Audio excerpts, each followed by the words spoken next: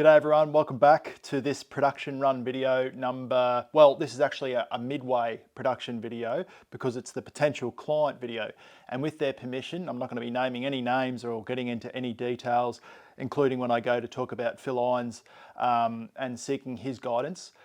But I wanted to mention that just because that's a big part of our wood turning community and what we're all here for, to learn from one another. And when we don't know something, you don't know what you don't know, and you go out and seek that guidance. So that's exactly what I did. As you're probably wondering, the quantity, because I put out a post, they call it a community post here on YouTube, about this bowl just here. I'll see if this camera can pick it up a little bit better. That bowl just there, little detail on the foot there.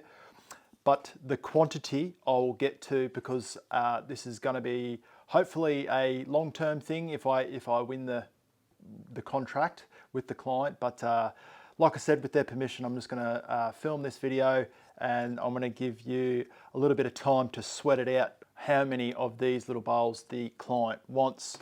So I'll put that down, and we'll get back to that in just a sec. So for those that haven't been here before, this is the whiteboard that I go off. I'm going to put that down now, and they're the points that I'm going to go over whilst I'm just showing you what I'm up to in the workshop, hence the word production run.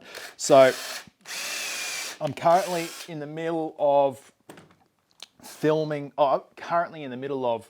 turning just some little trial bowls for the client, just to see what they sort of like. But I believe that one that I put up in the post seems to be the winner. That was a 7mm drill bit. If anyone is wondering what size 7mm drill bit that I have there on that drill. I've got a packer just here. I don't know if you saw that. Did you see that? On the actual wood screw itself. So I'm just packing it out because I don't want to go all the way down to the base. But when I do it, I will mark on the drill bit the actual depth of hole that I want, and that'll be my depth hole as well. So I'll get used to doing that. I'm just going to hit the lathe with a bit of silicone spray, just a little bit of silicone spray there. If you guys haven't seen that video on all the stuff that I use through, I'll put the link in the description below. Also, anyone out there that, when I say that, I'm going to put the link in the description below. If I forget to do it, please write it in the comments, because, you know, these videos are meant to be sort of fairly run by the seams of my pants, so to speak. What happened there? Right, we're away. So yeah, I just wanted to include you in the process on this little adventure. And if we get the because you're all part of it as well, if we get the contract, I will film a lot of it, a lot of making of these. The brief for the gift, I'm just going to start there. I've got the tool rest on the angle there. I've got a 19mm bowl gouge with a 55-degree bevel. And I'm just going to remove that corner just to get me started.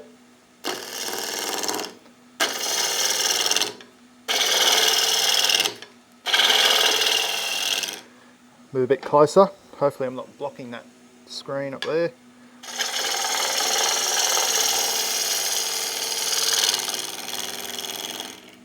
That little spacer on the back there is also going to act as like my little, as the width that I want to go, because you can see I've still got a flat spot there, but I just want to mark my little tenon, little tenon on the back here. I've already set these dividers to the size of the chuck jaws. Oop. And that's what happens when the right side touches. Like that. I'm actually using I've got one side that's sharp, really sharp, and the other side that's fairly blunt. But I we'll use that. We'll keep that in, I reckon.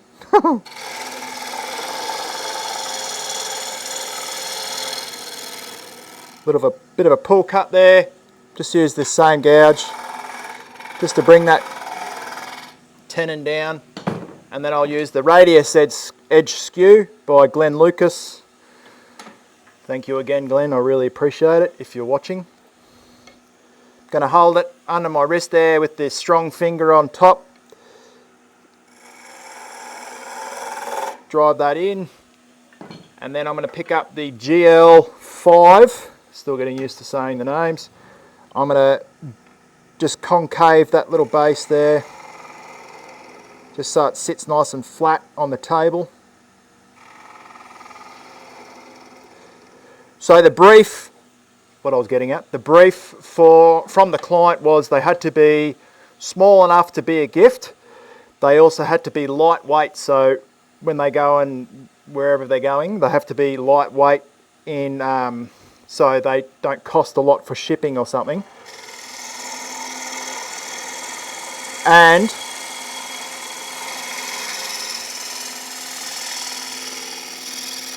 they had to be useful, so they had to be able to be used by the person, the end user, I guess, and food safe, obviously. So my way of thinking with the food safe is I'm going to probably use the pure tung oil by Woodcut Tools, and I'll show you how I'll wet sand that in the next video next week.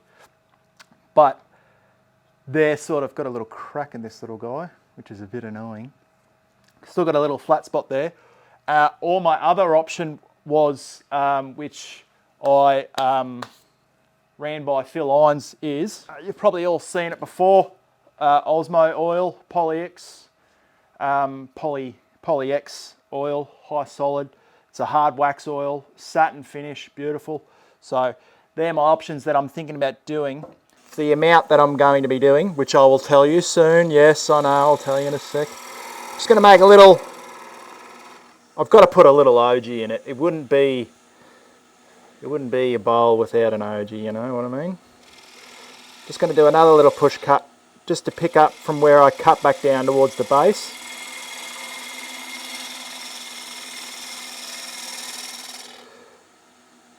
Just lost the cut there, picking it back up.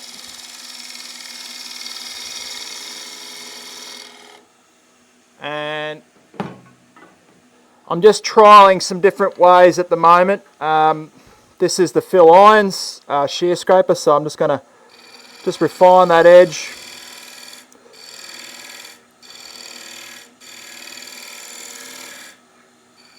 And then down in there.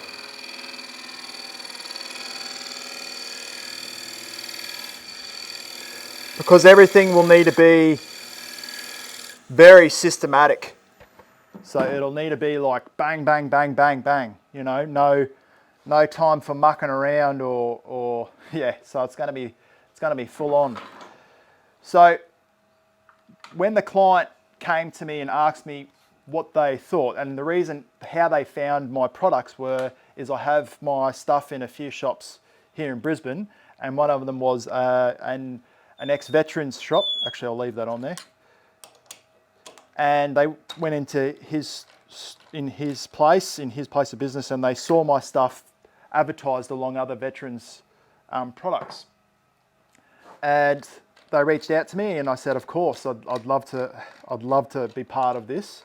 The first thing that came to my mind when they told me about what it needed to be, I contacted Phil Ines because I proposed spoon caddies, and if anyone knows Phil Ines, he produced and is still producing tens and thousands, probably in the 50,000 spoon caddies. I believe he lost count. So I contacted him about how to go about doing it and his sort of procedure and how to really get that production run happening, because that's what he does. He has made a lot of them. So, and I'm not going to tell you about our conversation because that's between him and I, but I just wanted to also say thank you so much, Phil, for spending time with me on the phone and allowing me to pick your brains, and it's worth its weight in gold. And that's what I really love about this wood turning community, that people are out there to help us young turners get a start in this profession or in this craft. So I really appreciate it, Phil. So it was either going to be a spoon caddy or a bowl. And now when I went to the potential client and asked them and showed them, they were interested in the spoons, and then I also suggested bowls. And for everyone that knows me, I like turning bowls and platters. That's sort of what I like to do and keep to. And they sort of came back to me and said, we'd like the bowls. So I showed them this one, which I'll also be sending in a few other different shapes and stuff to see if we can mix it up for that quantity, because it's huge. And they said, yep, let's go with those. Not tick of approval just yet, but let's go with the bowls. So I will have to wait for that confirmation, but I have said to them, please give me as much notice as possible because I'll need it. Bowl spoon. Yeah, so thank you, Phil, for spending all that time with me on the phone, and I really appreciate it, mate. I'm just going to go with the 16mm bowl gouge and core out that center. I will get to the quantity in a sec. And I've also got some other talking points that I want to yarn to you about. Yes. So I'm just going to hollow this out now.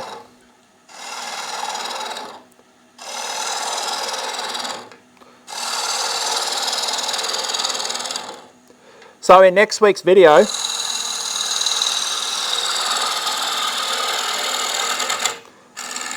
getting a bit greedy, Kezza.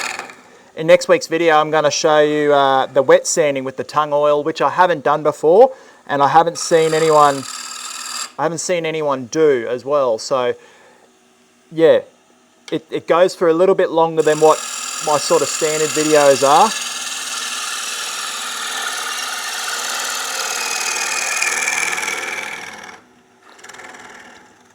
But it should be a good video, and yes.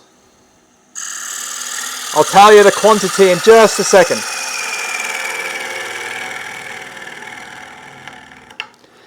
But the tung oil has been working an absolute treat. It does dry a lot slower than what I'm used to with other oils, but that's because it's pure and it's got a consistency like honey. This tung oil, it's quite thick stuff. And if anyone has used tung oil before, knows what I'm talking about. It just takes that little bit longer to dry, but that's okay because I'd rather that and have a really good watertight finish than not. This is the GL5. I'm just going to make a really light cut through.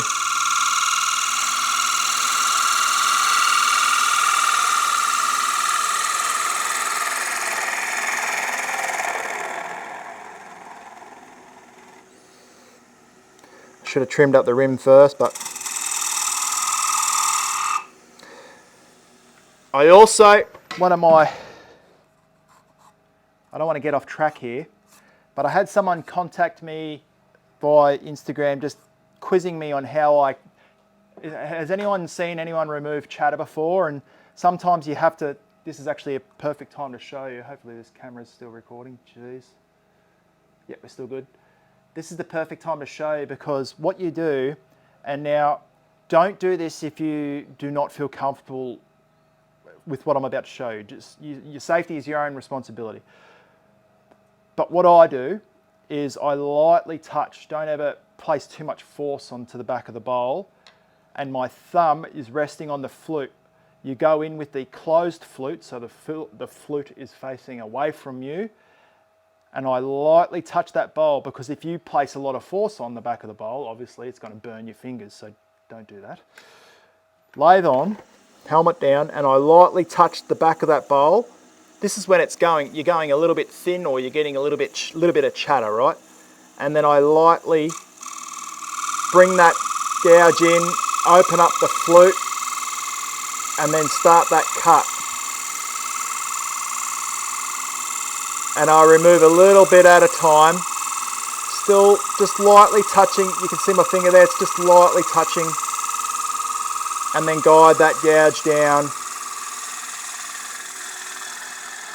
But I honestly only really experience it when I'm in a bit of a rush or if I'm going thin.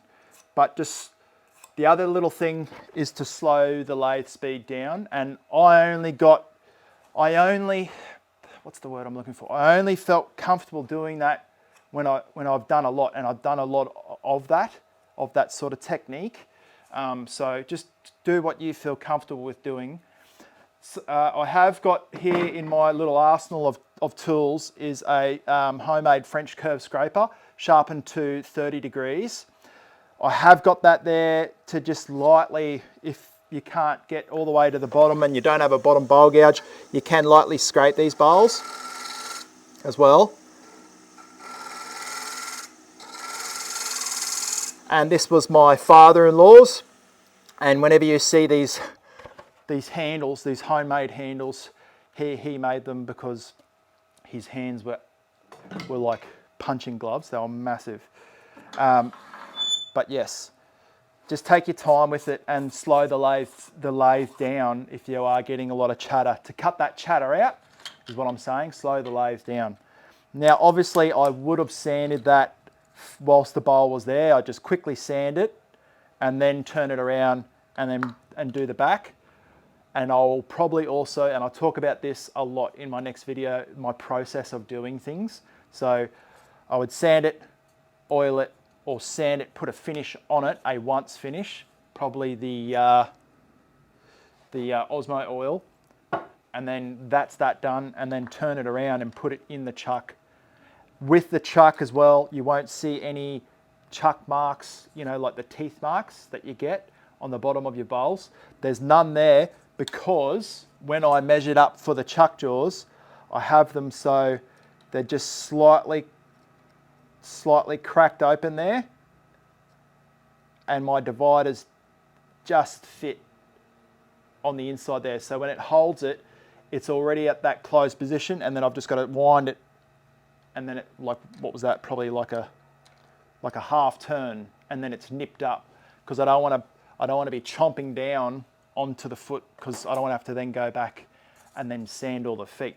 And they will just sit there, and no doubt by the time I do my 700th bowl, I'll be doing it by eye, and there will be no dividers involved, most likely. So for anyone that guessed that number, the magical number, 700, that's how many the client has requested. So I'm going to be a busy little boy getting all these done. So, but anyway, next week I'll talk about the wet sanding, and thank you so much to the client for allowing me to film this short little video, and thank you Phil Lyons for your expertise and your experience, and just being a good mate and chatting to me on the phone. I really appreciate it.